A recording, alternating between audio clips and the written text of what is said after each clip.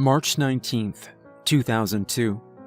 I was recently recruited to work for the US government, and today I'm preparing for my first case. We're investigating a company called Ryan Global, as reports have surfaced that they're performing unauthorized and illegal genetic enhancements on the animals whose meat they would then sell. From that introduction, you may assume I work for the FDA, maybe the CDC. Both assumptions are wrong. I work for the FBI. My name is Dexter Watson, and to be more specific, I work for the supernatural branch of the FBI, and I'm well aware such a branch doesn't exist. We, as opposed to one of those other, more mundane organizations, were called in because these genetic enhancements may have crossed over what we call the Clarkson threshold. I'm not sure why we call it that. I'm still new here, but it describes the invisible line separating the things the public knows from the things we prevent them from knowing. The FDA and CDC, they're well below the Clarkson threshold. As I said, I'm still new here. I was a junior in college last year when they started recruiting me. I was at Penn State on a football scholarship, the only way I could afford to attend any college. And they'd been putting me through a few tests I didn't actually know were tests when they were happening, which was rather frightening. Regardless, I passed them all, and I was informed of my passing by an unmarked envelope. Also included in that letter was an offer. Meet them at a disclosed location for a job offer. It was as simple as that. There was no figure given, no description either. The only information at all provided was, at the bottom, a modified version of the FBI's logo. It was like the normal logo, all except the red and white striped insignia on the front. Where normally it was blank, on this version, there were two things in front of it. There was a sort of oblong, ovular shape running diagonally, and crossed with it was a long rectangle, with various sections of it jutting in or out to create a very clunky shape. No one has told me what either of them represent as of yet. I'm not sure why I took the job. Maybe it was because I was tired of doing nothing with my life. Maybe it was the allure of high pay and job security. Or hell, maybe it was because I wanted to help people. Whatever the reason was, I met them at the location and, after hearing the details of the job, accepted. 3 weeks of vigorous training and briefings later, I'm here, 2 days away from my first mission. It's a routine one, to be sure, as while genetic enhancements sound exciting and dangerous, they hardly ever turn out to be, at least, so I'm told. They say we usually catch on to them before it gets out of hand, as genetic engineering leaves a pretty obvious energy signature when one knows where to look for it. I've been partnered with Scarlett Gill, an agent who joined right around the same time as me, and as a result, we worked together throughout the majority of our training.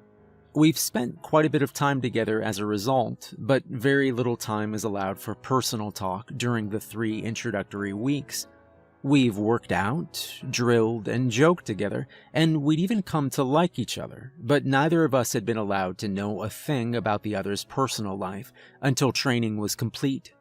We're together now, Scarlett and I, as we pass the time the night before the job. She's certainly nice and enjoyable enough to be around, but more importantly, she's loyal. The FBI seems to enjoy making us believe we're in life-threatening scenarios when, in fact, it's merely another drill. Something we enjoy significantly less, but every time they have, she's had my back wire to wire. Apparently noticing my introspective attitude, she raised her eyebrows and said, "Penny for your thoughts?" "I'm afraid you wouldn't be getting your money's worth." I shrugged. It's just a little weird. These past 3 weeks have been a bit of a whirlwind, and the most boring thing we've done is about to be our first assignment. I'm still holding out hope that we're gonna run into some kind of mutant chicken or something. She joked. Maybe a man-eating cow? Are we really lowering our standards for excitement to a man-eating cow? I replied. I mean, even I wasn't that pessimistic. Whatever, she said, rolling her eyes and leaning back in her chair. I'm just ready to be out of this place, to see people again. Maybe the CEO will be some cute single guy who just needs the right girl to get him back on track. Maybe I'll meet the man of my dreams on this mission. I mean, it's Maine. You can't be expecting Ben Affleck, I jokingly teased. Don't get your hopes up. Oh, and what? I assume Jennifer Lopez is waiting there for you? She responded. Something like that. I nodded, and we laughed. We both joked, sharing some pre-mission banter, but in reality, there would be no matchmaking during the mission, and we both knew it. We would be arriving unannounced, and there was no telling how anyone at the company would react. Sure, it was just your average check-in to keep them honest, but what if they panicked? It wouldn't be the least likely thing to happen. When the laughter trailed off into silence, Scarlett said, "You know what? We should probably get to bed. It's a long drive to Maine." "Sure is," I replied. We, being rookies on a routine mission, hadn't been found important enough to garner a full-on flight, so we were stuck driving one of the old clunky SUVs the Bureau kept, to the best of my knowledge, for the sole purpose of hazing. So, yawning, I bid her good night, and we retreated to our respective bunks for the night. March 20th. I'm not usually prone to nightmares, but I had one last night. It was a forest, I believe, and a faceless man stood in front of me. Behind him and to his left lay a wild horse, bucking and neighing loudly. It was surrounded by thorns, and every time it reared back on its hind legs, it came down, impaling itself on them. To his right was Scarlett, bound at her hands and feet. I didn't know what was going on. I tried to ask him, but I found that I was frozen in place, unable to move or do anything, as the faceless man looked down at me, tauntingly. I woke in a cold sweat an hour before my alarm was set to go off, so I quietly showered, got dressed, and walked outside, allowing the brisk morning air to fill my lungs. It was always calming being out this early. It put it all in perspective. The assignment was just an assignment. The dream was just a dream. The base we were at was tucked away in the White Mountains of New Hampshire, by far the most beautiful place I'd been in my life, and as the sun rose to the east, I leaned on a railing overlooking an immense horizon. The mountain dropped off beneath me, only to pick up in a forest that spread out below me. After what must have been miles of forest, the first rays that would eventually become the blazing ball of light that was the sun peeked out at me. I took a deep breath in, then exhaled. I always wondered why they wasted such a great view on a military base. A voice from behind me surprised me, causing me to jump slightly. I turned around to see Carmen Clay, my direct supervisor, who, coincidentally, had been promoted to her post at around the same time Scarlett and I had arrived. She walked over to the railing and leaned on it as well, looking out across the horizon. So much natural beauty, contrasted with the stark coldness of the Bureau. It's two different worlds. I cleared my throat and replied, "Yes, ma'am." She looked at me for a moment. "You have something not a lot of people do, you know?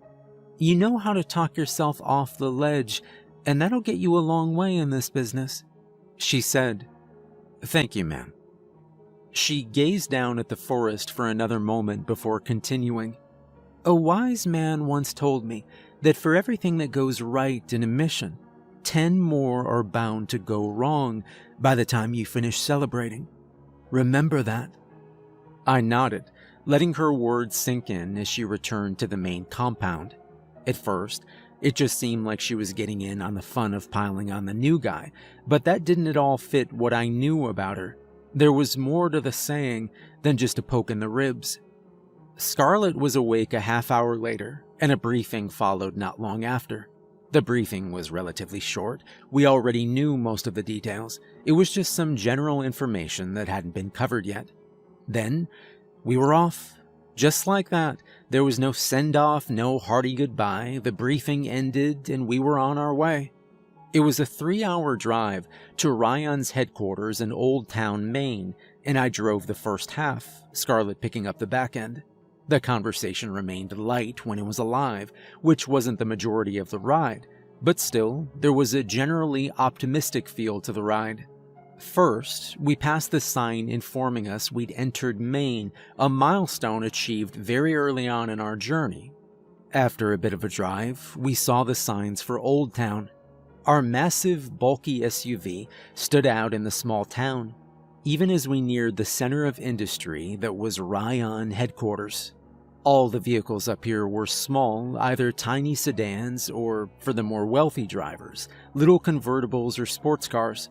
We towered over almost all of them, and word spread fast in small towns like these. People were wondering why we were there, and they weren't shy about showing it. We drew stares, and the closer we got to our destination, a few people even took out their phones and dialed the number when they saw us. When a third person did so, I pointed it out to Scarlett. "Someone's getting advance notice we're here," I told her, gesturing back to the man on the phone. "They're tight-knit up here. So much for the element of surprise." She nodded. "Not a great sign. If they've got people out to let them know if someone's coming, they've probably got something to hide." With that, we came into view of the massive, sprawling complex. The Ryan headquarters was a sight to behold, the main entrance dominated by a huge statue of the company's logo in the middle of a U-shaped driveway. The front of the building was a large glass room, but at the height the sun was in the sky, we couldn't see into it yet. The glass rose up to more than 2 stories high, then dipped back down before turning into cement and rising up into offices on the higher levels. It was only 6 stories high, but its size came in its width. We just reached the far edge of the building, and we still had nearly a quarter-mile to go to reach the entrance in the middle of it. The headquarters seemed big enough to be its own city. "Why would anyone need this much space?" Scarlett murmured, echoing my thoughts. As she approached the driveway, she asked, "Do we just park in there? I don't see a lot or anything." "We've got government plates. It's not like we're gonna get towed. But that's definitely weird," I concurred, and she pulled into the driveway behind the fountain, parking the car in front of the front doors. There was a surprising lack of activity, I noticed, as we approached the glass doors. Ours was the only car in the long driveway, and we appeared to be the only people making our way into the building. And as we entered, we saw that it was empty as well, save for a receptionist at the desk. I glanced curiously at Scarlett, as no greeting came from her, and we slowly let the door close behind us. "Hello, ma'am?" Scarlett called out, her voice echoing around the silent lobby. "We're here with the FBI. We'd like to take a look around." There was no response. It was a large lobby, and it took us some time to get closer after several more unsuccessful attempts at communication. Our footsteps on the tile filled the otherwise empty room as we made our way towards the desk, and then, as details became more clear, it was obvious that something was off. The receptionist had a blank look on her face, so she wasn't asleep, yet still she didn't reply. We hadn't noticed until we got far enough away from the windows that the natural light failed to reach us, but the lights were out. We both felt the oddness of the situation, and out of the corner of my eye, I saw Scarlett's hand drift over to the butt of her pistol, prepared to draw it at a moment's notice. I did the same. When we arrived at the desk, she still hadn't reacted to us, or even moved. Something was definitely wrong. Wordlessly, I waved my hand in front of her eyes for a moment. Nothing. Then, I held the back of my hand in front of her nose. I glanced up at Scarlett. "Nothing," I said. "She's dead." "Dead?" she asked, surprised. "What the hell? Why is she still at the desk?" "Maybe she had a condition?" I guessed. "Call it in. I'll check for a bracelet or something." She nodded and retreated a few steps back to report it back to our superiors, and I made my way around the desk. There was no indicator anywhere to show that she had some sort of medical condition, but it wasn't long before I did find the cause of death. When I tilted her body forwards, A bullet wound slowly oozed out blood. It was a small hole, most likely a pistol caliber, and when I opened her shirt to find the exit wound, I saw that someone had cleaned it up. "What the hell?" I mumbled, looking over to Scarlett, who was still fiddling with her radio. When she saw me looking, she said, "Damn thing won't work. I'm just getting static. What's the deal with her?" "She was killed," I replied, "and someone didn't want us to know. They cleaned up the front of it, so..." Then it clicked. We both came to the epiphany at the same time. I vaulted over the desk, making for the door across the long lobby, and as I did so, the metal safety grate began to slide down, its gears grinding loudly as it slowly began the process of cutting off our path to freedom. Scarlett had a head start, having already been on the other side of the desk, and she reached the doors when the grate was still almost a foot off the ground. She pounded on the glass with her fist, then, after it was unsuccessful, she slipped her gun out of its holster and fired it into the glass once, twice, 3 times. However, the bullets didn't penetrate. The glass was bulletproof. "Damn it," she shouted, slamming the butt of her gun into the ground. I caught up with her at that point, and I looked through the thin slits that allowed light in through the grate. "What the hell's going on?" I breathed, shaking my head. Scarlett slowly stood, and she looked out into the lobby. "We're stuck in here." For a moment, her words echoed faintly down the dark room, and we let it sink in, taking stock of our situation. Something was going on, and somebody was willing to kill to keep it under wraps. Whoever it was very wealthy and intelligent. They'd not only known to jam radio frequencies, but had the means of doing it, and they were either in a position of power at the company or commanded enough respect to lead enough followers to establish this lockdown. I'd narrowed it down to either the CEO or a head scientist, with the CEO being the more likely of the two, but this was all in the first minute of having this knowledge. "So, what now?" Scarlett asked, sliding her gun back into her holster. "There's only one thing we can do," I replied. "Find out what they're trying to hide." "Are you crazy?" she exclaimed. "This was supposed to be a routine checkup. We're not equipped to get in a gunfight. For all we know, a terrorist cell could have taken this place hostage, and they're armed to the teeth." Outside assailants, a situation I hadn't thought of. "Well, what else can we do?" I asked. "Even if we want to look for an exit and get out of here, the only direction we can go is into the looking glass." "I don't like that metaphor," she noted. Then she relented. "But yes, I suppose you're right. And if we're going into the deadly genetic engineering lab, we might as well do our job," I finished, and she nodded. "So much for Ben Affleck and Jennifer Lopez," she muttered as we began the walk to the hallway that would take us to the rest of the building. The lobby was set up so that the receptionist would be able to have seen anybody attempting to enter the complex. There was no furniture, not even a potted plant, just cold white tile, and then the desk. Behind the desk were 2 doors, one on the left, one on the right, and each led different places, as we'd learned in the briefing. To the left was the business end of the headquarters. Decisions, accounting, and computing occurred there. To the right was the scientific portion of it. Laboratories and testing chambers took up the majority of real estate there, and that was where we were headed. If an answer lay anywhere in this darkened house of death, we believed it to be there. So I took point, and we entered the looking glass. The lights were still out in the hallway we entered, and it was nearly impossible to see. Scarlett pulled out her flashlight and clicked it on, the thin beam piercing through the darkness and lighting up a tiny area of the hall.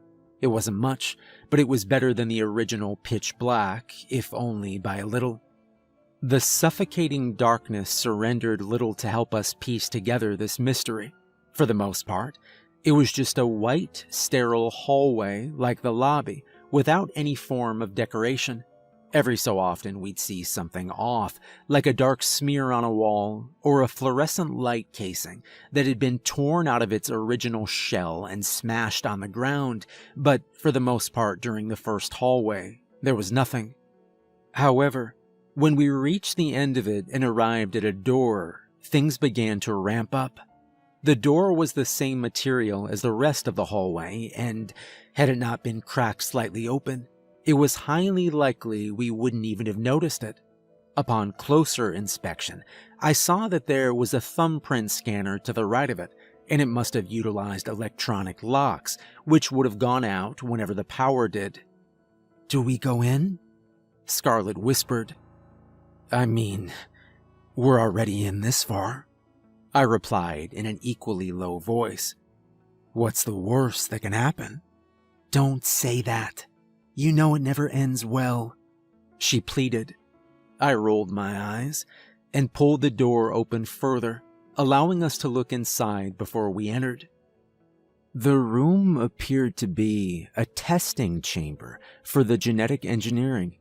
About 10 feet in, there was a glass wall with a heavily secured door in the center leading to an airlock, and then the area where the tests were performed began. There was a table with straps on it, several cages in the corner, and then a chair with straps on it. All were splattered with dark red, oozing blood. I groaned slightly at the sight, and then the smell hit me through the airlock. It hit me like a ton of bricks, and I keeled over as if I'd been hit by one. I nearly retched at the putrid stink of it, and I thought there was no way I was going to make it any further. I was about to say something when Scarlett beat me to it. "What's wrong?" she asked, pointing her pistol around the room to check for danger. "You okay?" "You don't smell that?" I replied. "Smell what? Just the blood?" she asked, sniffing. "No, there's something else. There's a body in here or something." I groaned, slowly coming to my feet with a hand from Scarlett. "It's starting to fade a little bit, but you're telling me you didn't smell anything?" "No, that's strange," she muttered. It didn't occur to me then that anything was strange about this experience. I just assumed that perhaps the smell had dissipated by the time she'd entered the room, or maybe it was one of those things where people with a recessive gene couldn't smell it, or something. I followed her in further. The blood was dried. It looked like it had been for at least a day, and it covered virtually every surface. As I circled around, trying to find any semblance of a clue as to what happened here, I spotted a camera in the top right corner. I was about to point it out to Scarlett when, suddenly, a noise from behind us caused us both to freeze. It was a slight scratching sound, like a very small animal was burrowing around. That was the one corner we hadn't yet searched. Of course it was, and it was also obscured from our initial view by the low wall that cut off the glass viewing area, so we had no idea what was there. The scrabbling continued, noticeably muffled, and then there was an odd squish. The noises paused for a moment, and I slowly turned my head to lock eyes with Scarlett. The unspoken agreement to turn and pump whatever was there full of lead passed between us, and we held our breath for half a second. Then we whipped around, firing round after round into the corner, the burst of light obscuring the dark corner from our view. After a few moments, I stopped and she followed. I shined my flashlight into the corner, and I saw a bloodied, shredded, unrecognizable lump. Whatever happened to it, it was dead long before we'd gotten there. "What the hell made that noise?" she whispered, our thoughts along the same lines. I didn't respond, out of fear for the answer. We stood there in silence for a moment, neither especially wanting to be the one to volunteer to investigate the pulp. "Fine, I'll do it," I relented, reluctantly returning my gun to its holster. "But you owe me one." She rolled her eyes, and I cautiously approached the lump that glistened sickeningly in the light of Scarlett's flashlight. Upon closer inspection, I could almost make out the form of a human torso, however destroyed. All of the skin, at least the skin that would have been facing us, had been torn off, explaining the bloodied appearance. There was only one arm left, the left one, and it was tucked under the body until I pulled it out. It was clenching something in its hand, a slip of paper, it appeared, and I attempted to pry it loose. "Hurry up," Scarlett urged. "I think I heard something from out in the hall." I tugged again on the slip of paper. It was wedged tightly in, and the person must have had an iron grip. Then, right as the corpse began to cede its grip, something burst out of its back. It was a flurry of claws, teeth, and a tail, and I stumbled backwards, crying out as the thing leapt out at me. "What is it?" Scarlett exclaimed, her attention having been focused on the entrance to the hallway. As I recovered from my initial shock, I realized that the tiny ball was just that, tiny. It looked like a rat, a decently sized one for sure, but there was something wrong with it.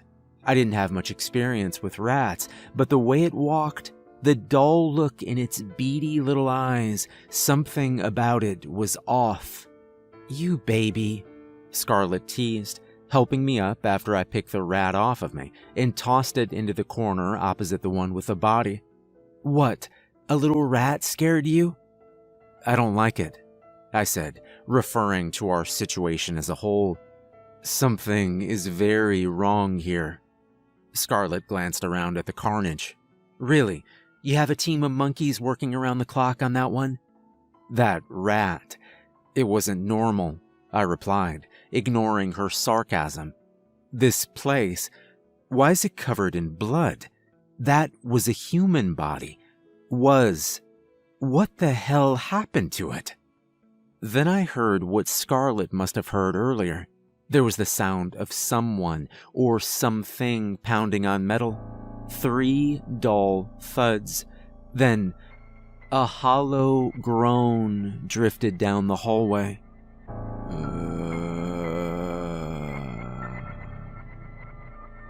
"Is that?"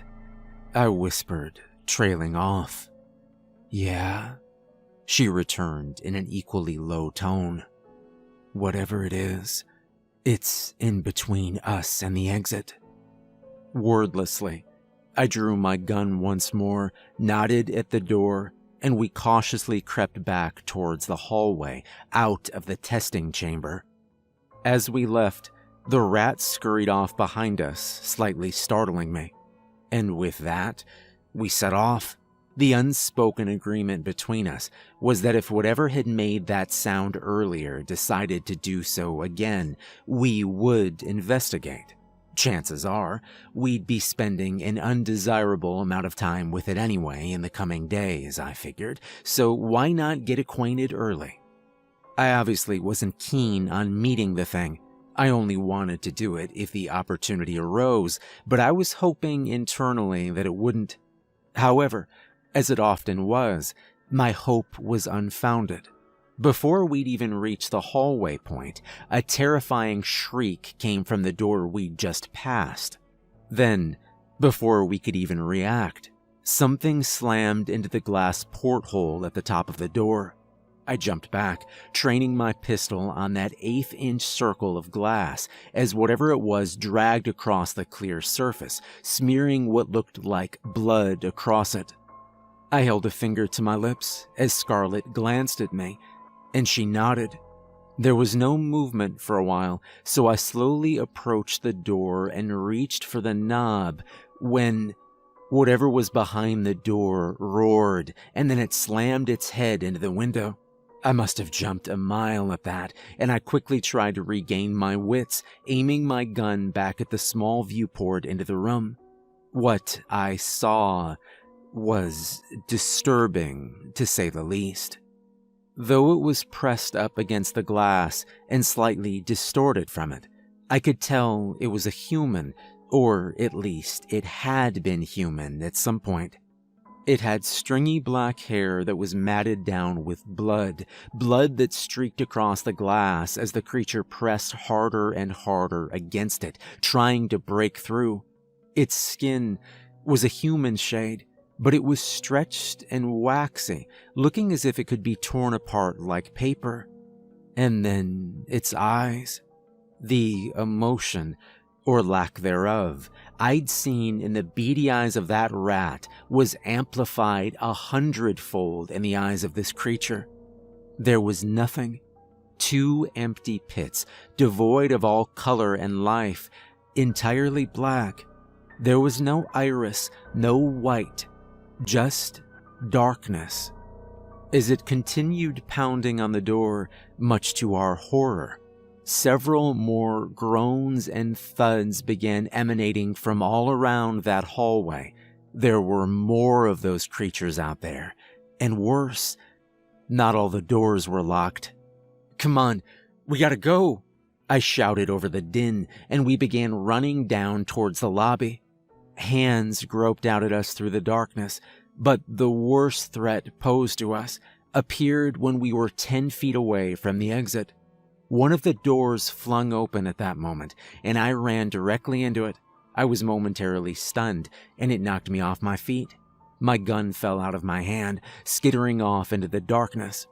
I heard Scarlett utter a curse, and she was about to start shooting at the thing when suddenly one of them grabbed me from behind. "Help me," I said, still disoriented, trying to attack the creature grabbing me. She whipped her head around, and in her moment of distraction, the one that had opened the door took a hold of her. She slammed her elbow into its gut and prepared to duck under the gap provided by its reaction, but it had none. Instead, it reared back its head, and it sunk its teeth into the upper part of her arm, tearing at it aggressively. She cried out in pain. Meanwhile, I was just hardly avoiding a similar fate. I'd managed to get a position of leverage on the head of the creature, but it was strong and untiring. I could feel my strength giving way when suddenly I heard a door burst open ahead of me. Initially, I thought it was just more of those creatures. I thought that was the end. Then, instead of the jaws of death, I heard a dull clunk and felt the weight lifted off of me. I opened my eyes to see that the creature had been sent stumbling backwards, a serious dent in the center of his face. "Get up!" a voice shouted, and a figure appeared in my vision, extending a hand to help me. I accepted his help, and the first thing I noticed when I got to my feet was that he was wearing a surgical mask. Then, I noticed he was carrying a crowbar. Seeing my confused look, he said, "I'll explain later. For now, we have to get out of here." Wait, I protested. Scarlett was still struggling feebly against the creature that had bit into her arm, and I rushed to help her, grabbing onto the creature's head and prying apart its teeth. "Go," I said to Scarlett. Free from the thing's maw, she made for the exit immediately, and I followed not too long after, once I'd stunned the creature sufficiently that it wouldn't be following directly behind us. However, during that time, the way to the exit slowly began to close as more of those creatures pressed in. But somehow we made it through, our masked savior slamming the door shut behind us, sliding in several deadbolts I hadn't noticed before. They looked hastily installed, and I guess they hadn't been there long. Breathing heavily, I slowly made my way to my feet.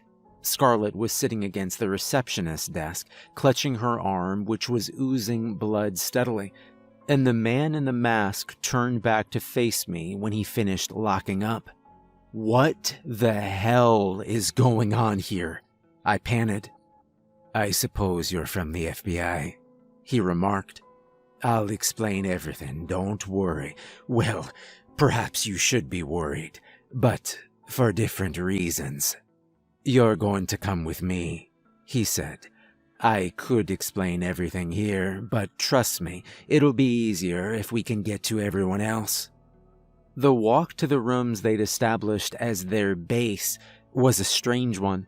The building seemed so normal. It looked just like an after-hours office building. I judged by this time that night had come on our first day. Most of the rooms looked undisturbed, as if someone could step right in and begin working. However, the deeper we got into the business section of the building, the less and less likely that became. At first, it was just little things. A desk would be upturned, blocking a door, or a potted plant would have been knocked over, spilling dirt across the carpet. But then, it took a dark turn. Occasionally, dark blood would be smeared in gory streaks across a wall, or a corpse would lie unattended on the ground. Windows were shattered, the carpet was torn up, and wall fixtures lay in shambles on the floor. Then we entered the final hallway. At the end of it were the now sealed doors that led to an elevator. From the blueprints I'd studied, I knew it led to the higher corporate offices. But we didn't go that way, instead entering the conference room in the middle of the hallway on the left-hand side. When he opened the door, he looked back to us, seemingly in thought for a moment. "You two had better wait out here, just a precaution. Don't worry, they've never made it this far. I'll come and get you in just a minute." I helped Scarlett sit down, and then slid to the floor myself, but not before taking a peek into the conference room. It was a dismal sight to behold. There were about 20 people there, all in various stages of grief or despair. Some huddled in groups, others sat alone, and still others sat at the tables, tending to 4 wounded people who lay bleeding out on the large conference room tables. Some of the people wore surgical masks, though some didn't. The man who'd saved us was in deep conversation with 3 or 4 others, standing close to the entrance. I glanced over at Scarlett and saw through the darkness that a tear was rolling down her cheek. I thought better of making small talk, and we waited in silence. Then, she was the one to break it. "We're in over our head," she said. "We have to find a way to contact someone. They have to come find a solution to this." "We'll talk to this guy," I replied. "But we gotta keep our wits with us. We knew this was a possibility. Well, not this, but something of this magnitude. We're prepared. We can handle this." "What makes you think that?" she asked. "What have you ever gone through in your life that would make you assume you can handle this?" At that moment, the door swung open, and the man who'd led us there emerged. "All right, I owe you an explanation," he said, sitting down across the hall from us. He paused for a moment, as if expecting a response, but none came, so he continued.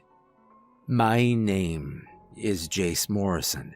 I was the director of product management at Ryan. Since there's quite a bit to cover, I'll open it up to you for where we begin. What do you want to know?" I looked over to Scarlett, and she nodded, signifying she'd ask first. "What the hell were those things? Did they have to do with the genetic engineering we're here to investigate?" she asked, her curiosity almost bordering on eagerness despite her possibly mortal wound. Jace sighed. "Yes, they do. They're the product of what we're calling the IMM1 disease. Those things, they used to be human. And as to your second question, yes, it does have to do with genetic engineering. We're still not sure entirely how, but it is believed that one of the test subjects had an undiscovered, dormant genetic trait that was set off by the experimentation. That trait reacted negatively to the testing, producing IMM1. I'm sure it could be explained better, but you just met those who could do it, and they're certainly in no position to do so." "So, you were experimenting on humans? What is IMM1? I interrupted. How does it spread, and what are its effects? I asked, signifying that he didn't need to answer her rhetorical question. IMM-1 is an airborne disease. However, it dies very quickly until it finds a host. If it does so, it slowly begins to take over said host body until it has gained complete control, at which point it rewires the brain to amplify aggression, delete pain receptors, and reduce logical thought. That process will generally take around 12 hours, at least to what we've seen, and visible signs that the host is infected will not begin to show until approximately the 10-hour mark. Can it be transferred once the host is converted? I asked, nervous that it could have been transmitted to us during our scuffle with the creatures. There has only been one instance of it, and it was after the creature had reached full maturity, which takes place 24 hours after the transformation is complete. At that point, the disease becomes fortified, being able to survive indefinitely outside of a host, and is present in the creature's very breath. I looked at Scarlet and saw that she'd reached a conclusion, and that it was one she didn't like. "You've known about this, haven't you?" she asked accusingly. "You know too much about it. You knew about the consequences, but if I may guess, you chose to test the creatures and disease instead of reporting it. Then an outbreak happened, and now we're here." He sighed again. "Yes, but I assure you, the decision was entirely Mr. Ryan's himself. Let me explain. I'm sure you're also curious about the radio blackout, security gate, and the unfortunate death of Miss Naomi West, the receptionist. That was all the result of our paranoid CEO, Andrew Ryan. He was the one that ordered the genetic experimentation in the first place, and when he did so, he installed several measures that would ensure the headquarters could become entirely self-sustained if that event did occur. He has since separated himself from us. He locked himself in the corporate suites, where he just so happens to have full control of all security measures, at least the ones he can power with a backup generator. However, before he and those loyal to him retreated, he knew he was going to have to deal with inspectors such as yourselves. So he shot Naomi. He cleaned up the wound and propped her up in the chair so that you'd approach, giving him sufficient time to activate the security gate and frequency jammers. He is entirely delusional. His goal is to wait out the death of every living thing in this building and then to continue with operations as normal. There's nothing we can do. We wouldn't put our own lives above that of the entirety of humanity. As if we were to make an attempt at escape, the risk would be too great that IMM-1 would follow, and I'm sure I don't need to explain the consequences of that. We've managed to secure all of the creatures we know of in the experimentation hallway. There are certainly a few of them that continue to roam unabated. Now, we certainly don't have a method for determining if a subject is or isn't infected, so if you two would spend the night in another office. Yes, of course, I replied. But is there anything you can do for her arm? He held his hands up helplessly. We have no medical supplies. If you've already stopped the bleeding, that's as much as I could have done. Scarlet nodded grimly. And, without another word, he left, returning to the conference room. She looked over to me after the door closed. "You still think we're ready for this?" she asked. "It's worse than we thought," I said, repeating her sentiment from earlier. "You know how we're gonna get out of here, though, right?" she asked. I grinned weakly, looking down the hall at the sealed metal doors. "I do," I replied. Despite her sudden pessimism, she retained that calculating, planning mind that helped her so much during training, and we remained on the same page. "Come on, help me up," she said. "I'm not sleeping out here. Let's find a nice office or something." I lifted her up and we walked around for a few minutes before finding a suitable office.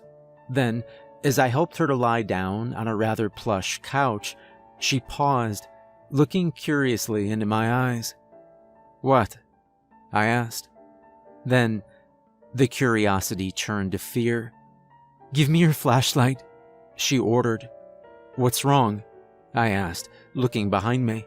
"Just give it," she exclaimed, and I grabbed it, handing it over to her. She clicked it on, then shone it into my eyes.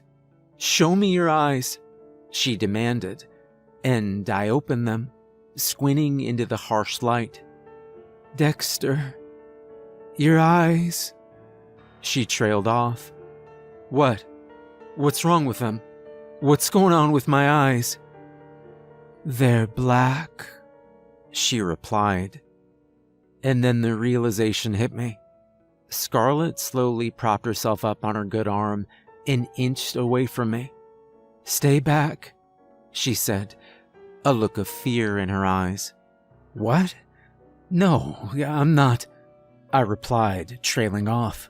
I slowly backed away from her, touching the skin on my face. It might have just been my imagination, but it almost felt waxy, like the skin of the creatures. "What's happening to me?" I said. "Jace said it takes 12 hours to convert, didn't he? You'll be fine until then," she said, but her voice wasn't very convincing. Even less convincing was the hand that slowly made its way down to her hip, where it rested mere inches from her gun. "I'll go get him and tell him." I nodded, pacing back and forth nervously. I didn't feel any different, as I would have expected someone suffering from a mind-altering virus to feel. The only thing was the paranoia that now set in. Would the creatures still attack me, or would they accept me as one of their own? The darkness was suffocating. It surrounded me, and it felt like I couldn't breathe. I was disoriented entirely and panicking. What could I do? What was there to do? If I allowed myself to become one of those creatures, would I kill Scarlett? The seconds until she arrived back with Jace felt like hours, but she finally did, and he explained the situation. "Well, he's definitely not contagious, so you don't have to worry about being near him, at least for now," Jace said. "But there's not much else I can put in a positive light. We have no idea what a cure might look like, and even if we did, there'd be no way to make it, unless we somehow had all the ingredients here in this building. God, how could I have forgotten about the eyes?" "When did I get it?" I asked. "Did you ever smell something really pungent, something that smelled so bad it almost made you throw up?" Jace returned my question with one of his own.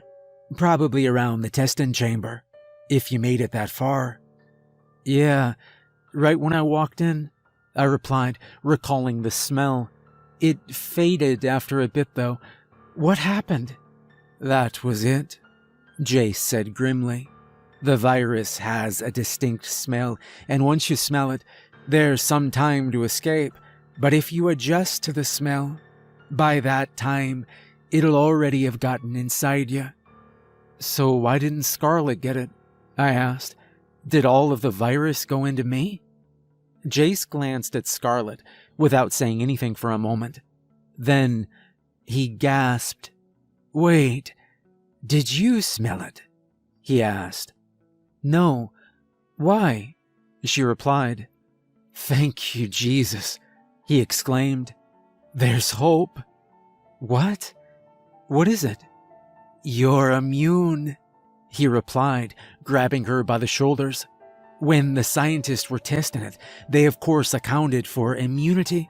They said something about how the scent of the virus is so impactful that an early sign of immunity might be an inability to sense it. That him getting affected and you not, it's highly likely that you have some form of immunity. That's incredible, she said. Can we use this to help Dexter? Jace let out a long exhale. There may be a way. It'll be hard, and if it were just you, I wouldn't do it.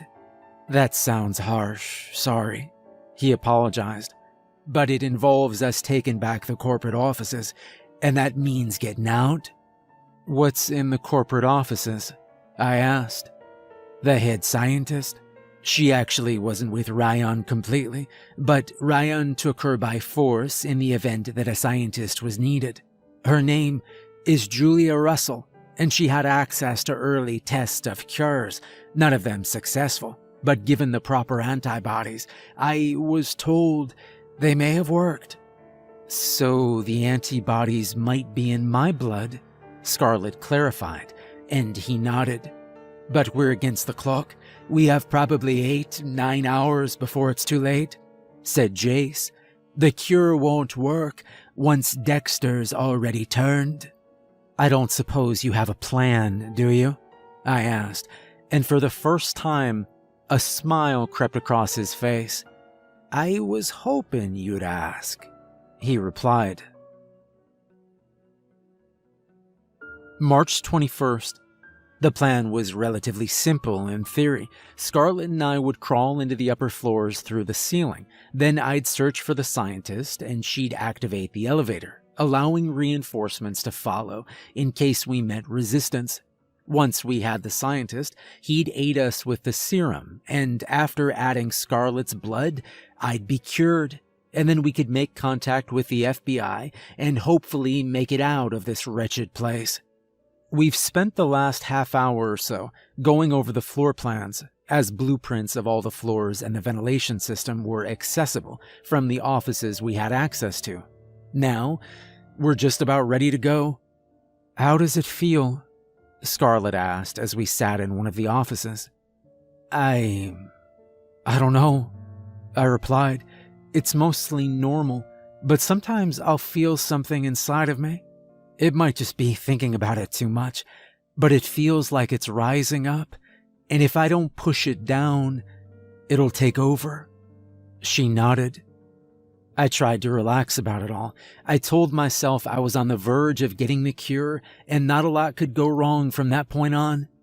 Jace had told us that Ryan's pistol was the only weapon up there, and one man with a pistol would be no match for us. We'd been trained numerous times for this specific scenario, and knowing the exact floor plan certainly wouldn't hurt our cause. It was about 5 minutes before Jace came back once more. He knocked on the door as he entered and said, "We're ready when you are. You doing okay?" I knew the question was directed to me. Well, I haven't felt a hunger for human flesh yet. Other than that, I'm perfectly fine. I saw the corners of his mouth turn up in the darkness, and he said, "It's good to keep your humor. It helps retain humanity." Well, you're good to go whenever. You know the way. And with that, he returned to wait with the team he'd selected to aid us in the mission. He wasn't one to mince words. He said what needed to be said, and nothing more. I'd only known him that day, and even I could tell that. I pushed myself off the table I'd been leaning against and said, "We might as well get going. No time like the present." "Agreed," Scarlett said, and we began the cumbersome process of entering the ventilation shaft above our head.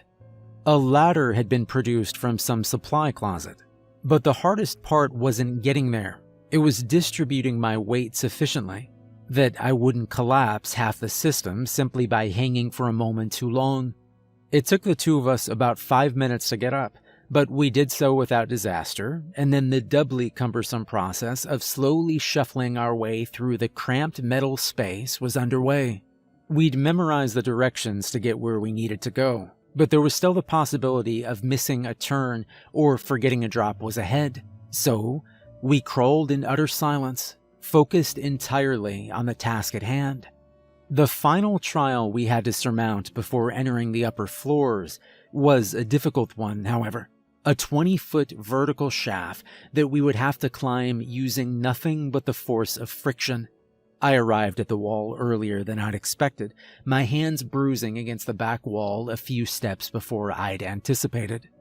"We're here," I said. "All right, don't fall on me," she said back. "It'd be a shame to have survived a zombie attack only to be killed by a clumsy partner." For a moment, I just stretched my legs, readjusting to standing, and then I prepared for the ascent. I considered for a moment sticking my flashlight in my mouth just to provide some sense of security, but decided I wouldn't need it. Like the rest of the vents, I had the vertical shaft entirely memorized. I positioned my hands on either side of my body, pressing them against the walls of the shaft to test its give. When I was ready, I pushed on, lifting my feet off the ground and beginning the climb. It was a strenuous effort, inching my way up minute by grueling minute. By the time I was halfway up, my arms, my legs, my torso, everything ached. But I didn't falter. I knew a lot rode on my shoulders, but I also knew I was more than up to the task. So, I remained calm and collected as I shuffled my way up to the upper echelons of the building.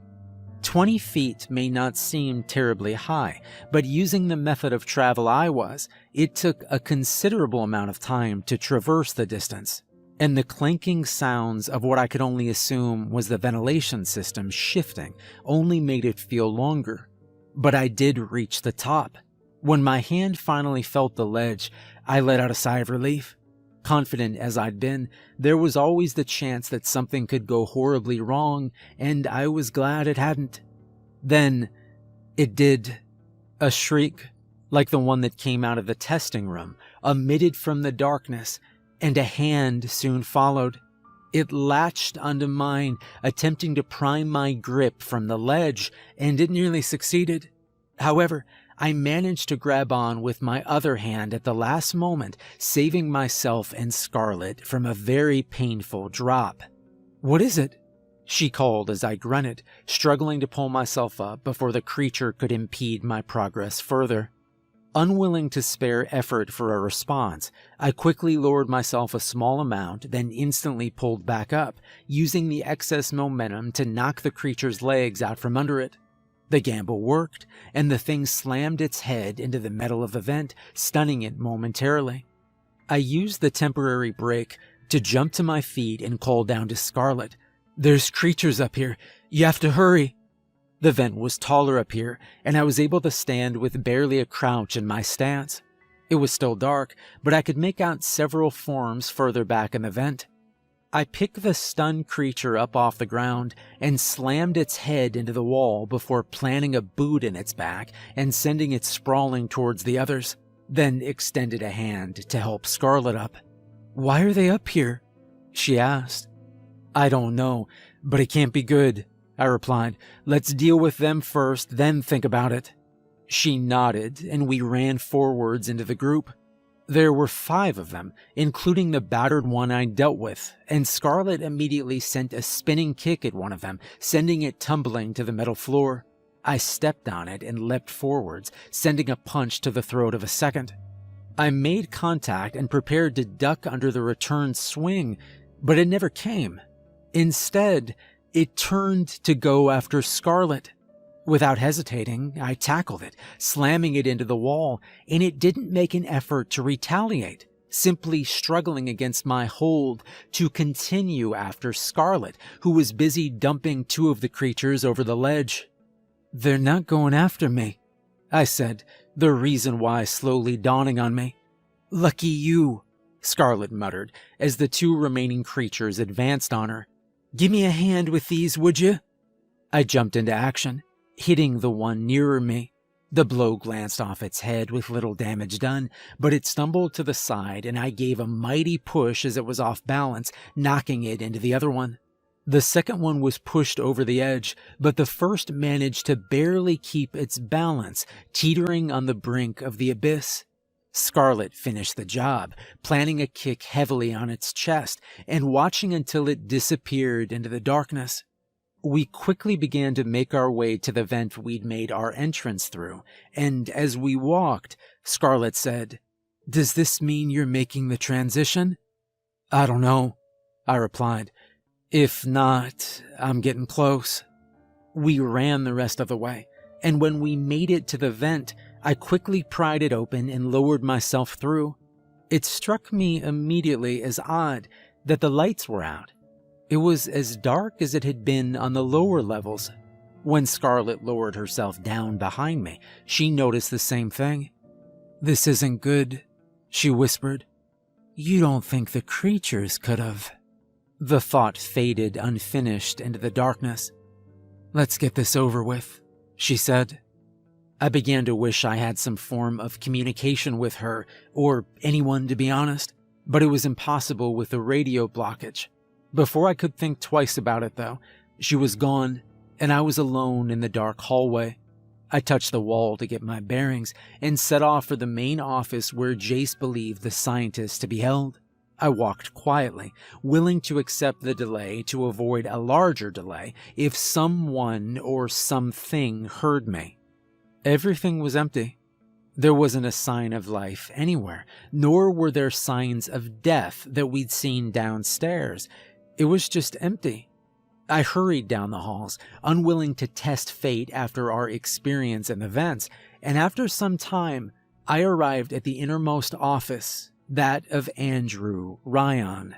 The entrance was lavish, consisting of 2 massive wooden doors, a traditional entryway with very modern security, as what I assumed to be a retinal scanner to the right of the door evidenced.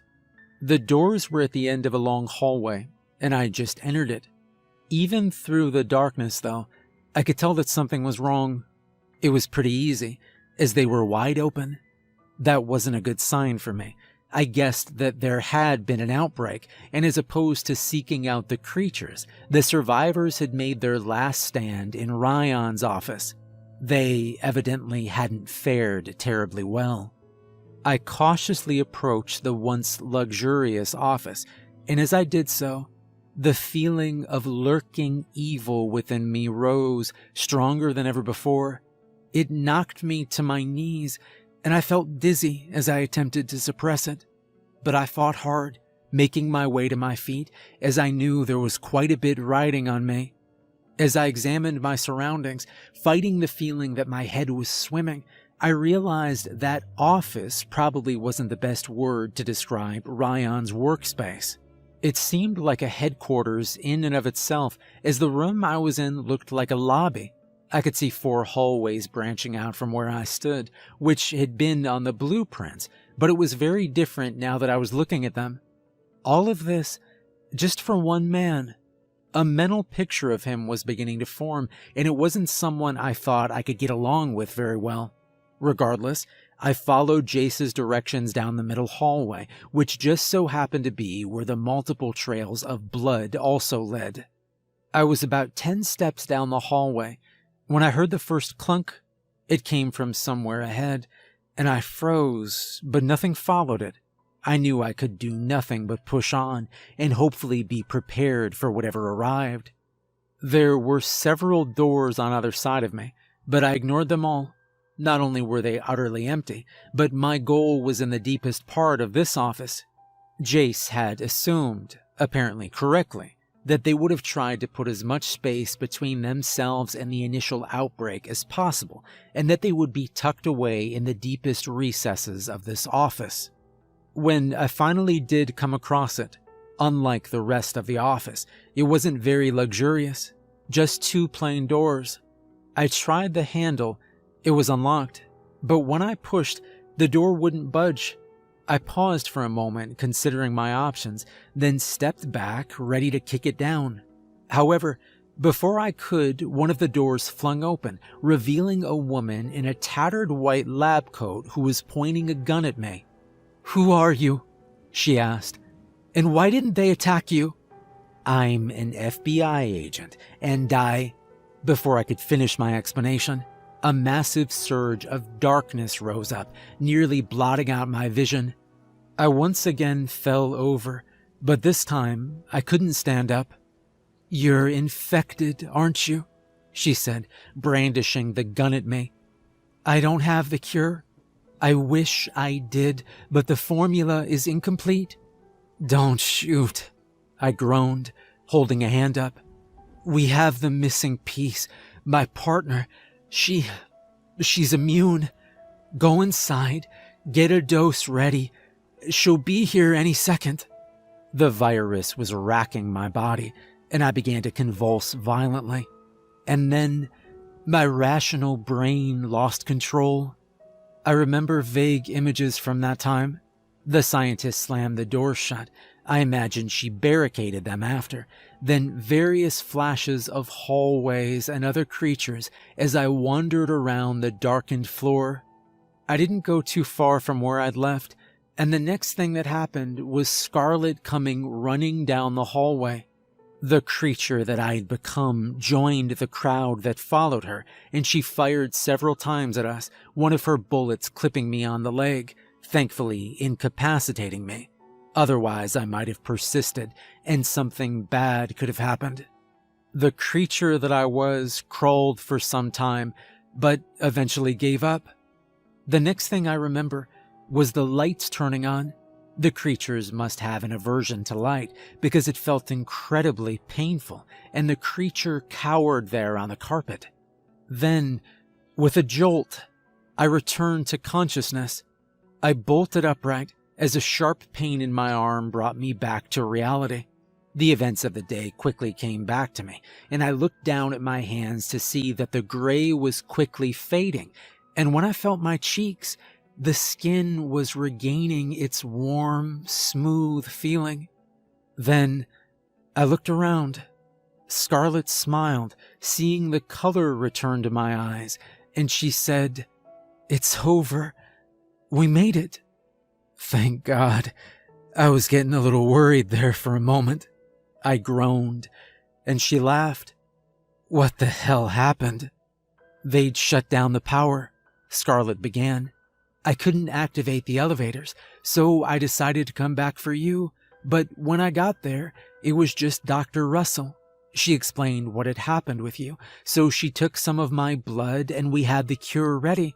But then there was the matter of finding you, and in the dark, with who knows how many other creatures that look a whole lot like you out there, that would have been easier said than done.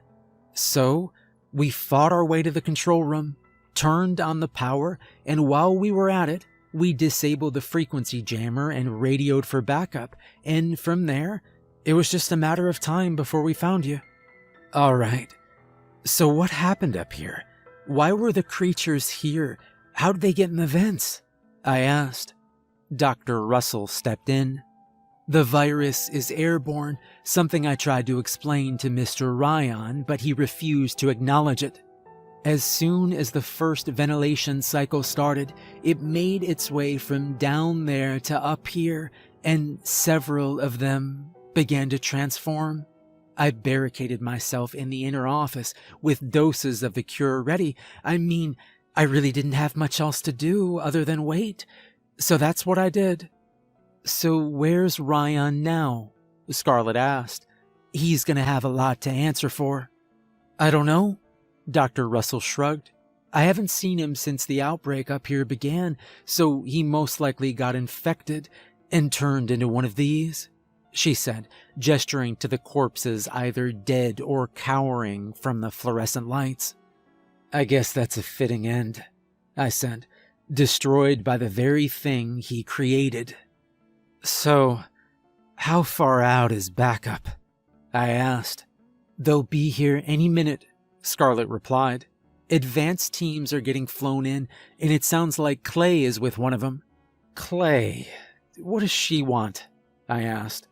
"Don't let her hear you talking like that. She's still our superior," she warned. "But my guess would be we're in line for a promotion." The thought was almost comforting. A few minutes later, helicopters landed on the roof, and agents in hazmat suits entered through a rooftop entrance. Once we explained that we'd been cured and that the airborne form of the virus would most likely remain dormant for several more hours until the creatures up here reached maturity, Scarlett helped me up the ladder and several medics attended to the bullet in my leg. It was such a flurry of activity. Agents hurrying around and scientists yelling at them to be more careful, but I'd been put on some minor painkillers as the medics fixed up my leg, so I was kind of oblivious to most of it. Once things started to settle down, Scarlett came over to sit by me. "They're gonna burn it to the ground," she said. "They talked to Jace. Since it seems like the company's going to him, he thinks that's the best thing to do." "Good," I replied. "Well, that's mission number 1 in the books. I have to say, this was not my definition of routine. I might check out the benefits we get from that," she mused. "Early retirement is a serious option for me." I laughed, but quickly regained my composure as a woman approached me. I'd recognized her immediately as Carmen Clay, and when I did my best attempt at snapping to attention, she held up a hand. "At ease, Agent. You've done enough today." "Thank you, ma'am," I replied. "Well, if my ears are correct, I heard the word retirement getting tossed around here," she said, turning to Scarlett. "I do hope a little mission like that won't be enough to scare off a fantastic pairing like you two. In all seriousness, this was an incredibly strenuous, dangerous, and difficult mission. I could name a dozen veterans here that wouldn't be able to have handled it, and I want you both to know how proud we are of your efforts." "Thank you," I replied. "Also, I do want to let you know what the scientists calculated. If you two hadn't contacted us, there was an 87% chance that the virus would have made it out of that building, and from there, a 63% chance that it would have survived the first day. If it had, it would have become airborne. And in that scenario, there would be a 3% chance that we would be unable to stop it. The world is in your debt, though they may never know it." My jaw dropped at the numbers. That would have been very bad, ma'am. I'm glad we were able to do our job." "So are we all," she replied. "You too. You make an excellent pairing. You remind me a lot of myself and my former partner. I think you're going to have great careers with the Bureau." "Well, you'd